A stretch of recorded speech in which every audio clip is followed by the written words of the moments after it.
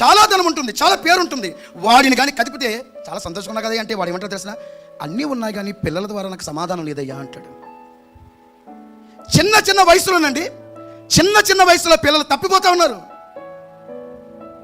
I love you అనే మాట అర్థం తెలియక వారి జీవితాలు నాశనం చేసేసుకుంటున్నారు. నిజంగా ఒక పాట రాయడం జరిగింది, ప్రేమ కాని ప్రేమలో పడ్డావా, ఇది నిజమైతే మిగిలేది చేదే. చాలా మంది నేను అంటాను, అప్పటి వరకు మీ అమ్మ నిన్ను ఎంత ప్రేమించి ఉండొచ్చు, రాయ్ వినాలి, అప్పటి వరకు మీ నాన్న ఎంత ప్రేమించి ఉండొచ్చు. వాళ్ళ ప్రేమను అర్థం చేసుకోకుండా ఎవడో కోతి మొక్కను కనబడుతుంది, పేడ మొక్కడు కనబడతాడు, చాక్లెట్ ఇస్తాడు లేదా గులాబీ ఇస్తాడు, ఐ లవ్ యూ. నీ కోసం మీ తల్లిదండ్రులు ఎంత త్యాగం చేసి ఉండొచ్చు, ఎంత త్యాగం చేసి ఉండొచ్చు. దీన్ని ప్రేమ అంటారా? ప్రేమ అంటే ఏంటో తెలిసిన, త్యాగం చేసేది, త్యాగంతో ఉండేది ప్రేమ. స్తోత్రం.